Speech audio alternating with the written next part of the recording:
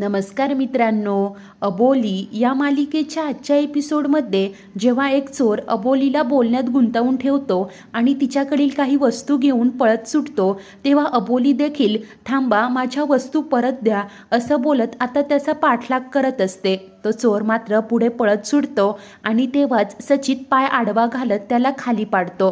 सचित त्याची कॉलर पकडत म्हणतो, काय रे त्या मॅडम, तुला केव्हापासून आवाज देत आहे? चोरी करायची का? जर का पुढच्या वेळेस चोरी केली ना तर पोलिसांच्या ताब्यात देईल असं सांगतो. तो चोर सचितची माफी मागतो आणि अबोलीच्या वस्तू खाली टाकत तिथून पळून जातो. तर सचित आता अबोलीजवळ येतो. त्याने त्या वस्तू आणलेल्या असतात आणि तिच्याकडे पाहत मनाशी विचार करतो की अबोली, तू तुझ्या कुटुंबासाठी किती मेहनत घेतेस ना ते मला आज कळलंय आणि माझ्या पैशांचं तुला अजिबात मूल्य का नाही त्याचंही उत्तर मला सापडलंय. तू खरंच खूप स्वाभिमानी आहेस अबोली. इकडे विजय आता चिडूनच पल्लवीला म्हणते, हे काय चाललंय? तुझा सचितवर काही कंट्रोल का नाहीये? तेव्हा पल्लवी म्हणते, विजया अगं, तो नवऱ्याचं आणि बापाचं कर्तव्य अगदी व्यवस्थितपणे पार पाडतोय. मला बोलायला काही जागाच नाही आणि काळजी करू नकोस, तो फक्त त्याचं काम करतोय. एकदा की अबोली बरी झाली ना मग आपण सगळेच इथून निघून जाऊ असं विजयाला समजावत असते. तर दुसरीकडे सचित आता अबोलीला त्या वस्तू परत आणून देतो. अबोली मात्र गप्पच असते. तेव्हा सचित म्हणतो, काय झालंय? बोलणार नाहीस का माझ्याशी? रागावली ना? तुझा राग देखील साहजिक आहे.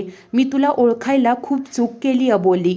आता मला एक गोष्ट कळली की तू कधीही कुणाचे पैसे घेणार नाही, उलट स्वकर्तृत्वाने आणि स्वकष्टाने पोट भरवशील. तू किती स्वाभिमानी आहेस ना ते मला आज कळलंय आणि पटलंय देखील. म्हणूनच मी एक गोष्ट ठरवली आहे असं बोलतो आणि लगेच आता जोराने सर्वांना बोलावत म्हणतो की ताई, माई, अक्का, लवकर या. आज मी तुम्हाला सुखी संसाराची 2 सूत्र सांगणार आहे.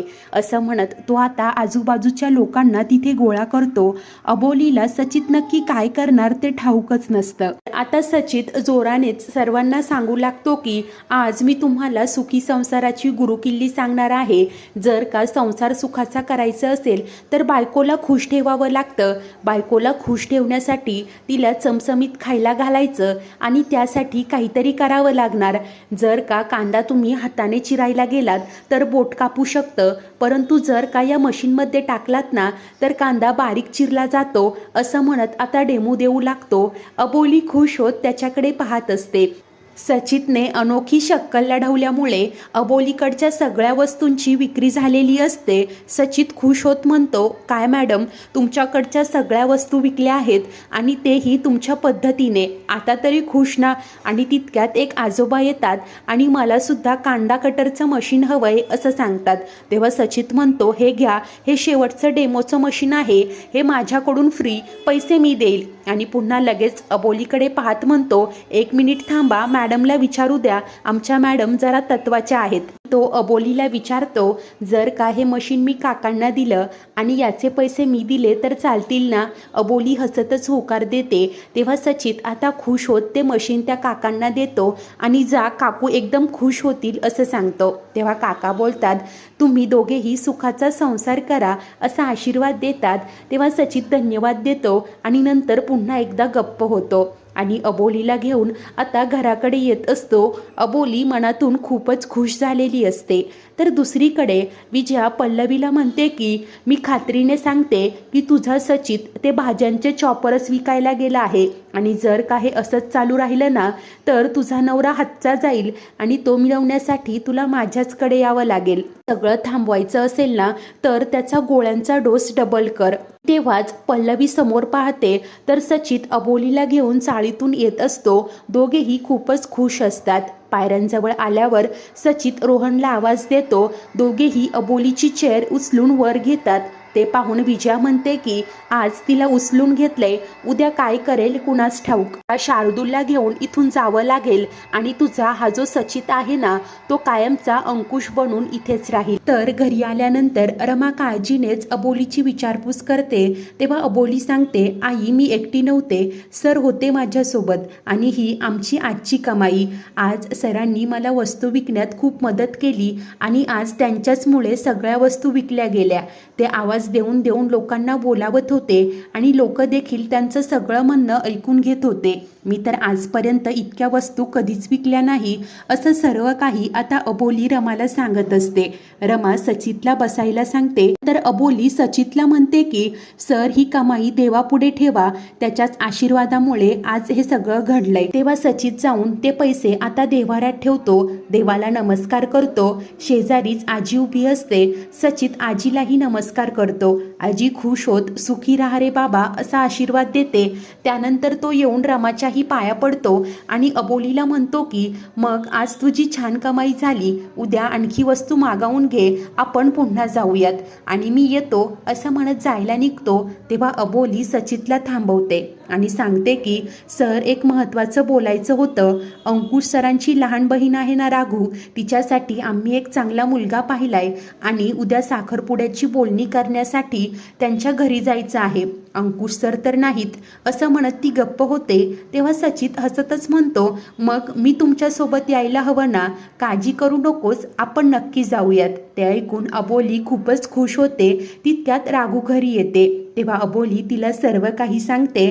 तर आता सचित राघूच्या डोक्यात एक टपली मारत म्हणतो काय मग राघू मॅडम, उद्या फक्त साखरपुड्याची बोलणी करायची की डायरेक्ट लग्नाची, आणि लगेच हसतच तिथून निघून जातो. तेव्हा रमा अबोलीला म्हणते अगं तू याच्यावर काय जादू केलीस, हा तर पूर्णपणे बदललाय. तेव्हा अबोली सांगते आई मी काहीही केलेलं नाही, हे सगळं त्यांनी त्यांच्या मनाने केलंय. तर राघू म्हणते अगं आई हा आपला अंकुश दादाचा आहे, तो मला अशीच सेम टपली मारायचा. तर इकडे आता सचितला बाहेर येताना ते पाहून विजया पल्लवीला म्हणते बघितलंस ना पल्लवी, सचित बदलायला लागलाय आणि जर का हे असंच चालू राहिलं तर सचितचा अंकुश व्हायला वेळ लागणार नाही, त्यामुळे त्याचे डोसेस डबल कर. आता रात्री सचित आणि शार्दूल दोघेही गप्पा मारत खेळत असतात. शार्दूल सांगतो की मला अनेक नवीन फ्रेंड्स मिळाले, राघूताईने सगळ्यांची ओळख करून दिली, आजीने खाऊ देखील दिला. तेव्हा सचित म्हणतो तुला ती आजी स्वतःच्या आजीसारखी वाटते ना, तिकडे जात जा पण त्यांना त्रास देऊ नकोस. आता पल्लवी त्या दोघांकडेही पाहते. तिला विजयाचे शब्द आठवतात आणि ती लगेच आता सचितचा डोस डबल करते. जेव्हा सचितला गोळ्या द्यायला येते तेव्हा सचित म्हणतो पल्लवी मी एकदम फिट आहे, या गोळ्या कशाला, तू डॉक्टरांना सांग ना, या गोळ्या घेतल्या नाही तर चालणार नाही का. तेव्हा पल्लवी म्हणते सचित अरे तू पूर्णपणे बरा होईपर्यंत तुला या घ्याव्याच लागणार आणि डॉक्टरांनीच सजेस्ट केलंय. सचित म्हणतो आज 3 गोळ्या. तेव्हा पल्लवी सांगते होय डॉक्टरांनीच सांगितलं आहे. तर सचित आता नावीला जाणे त्या गोळ्या घेतो. तर हे सगळं अबोली बाहेरून पाहत असते आणि मनाशी विचार करते की या कसल्या गोळ्या असतील आणि रोज का दिल्या जातात.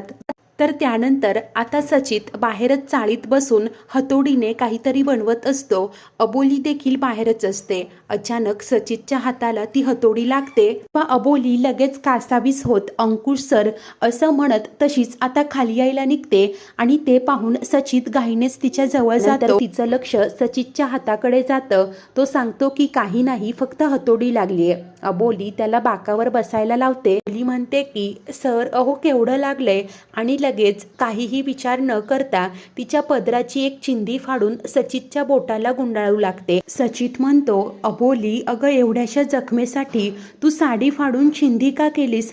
तेव्हा अबोली सांगते सर ही फक्त चिंधी नाही तर जखमेला गुंडाळली ना तर जखम भरून आणणारी पट्टी बनते, आणि आता प्रेमानेच सचितच्या हाताला ती पट्टी गुंडाळत असते. सचित देखील प्रेमानेच अबोलीकडे पाहत असतो. तर अबोली मात्र आता अंकुशच्या काही जुन्या आठवणीत हरवते आणि एकटक विचारात असते. सचित चुटकी वाजवत तिला भानावर आणतो. अबोलीच्या डोळ्यात मात्र पाणी येतं. पुढील भागात अबोली सचितला विचारते तुम्ही अजून तयार झाला नाहीत का. तेव्हा सचित म्हणतो नाही मी येणार नाही, मी फक्त तुझी जबाबदारी घेतलीये, त्या राघूचा आणि माझा काहीही संबंध नाही. त्यानंतर तो अबोलीला म्हणतो तुला उठता येतंय परंतु तू नाटकं करतेस. अबोली म्हणते नाही सर मी नाटकं करत नाही. परंतु सचित आता अबोलीला चेअरमधनं उभा करतो आणि बघा हिला उभा राहता येतंय असं सर्वांना सांगतो. अबोली मात्र तशीच खाली कोसळते. अशाच नवीन भागांच्या अपडेटसाठी आपल्या चॅनलला नक्की सबस्क्राईब करा. धन्यवाद.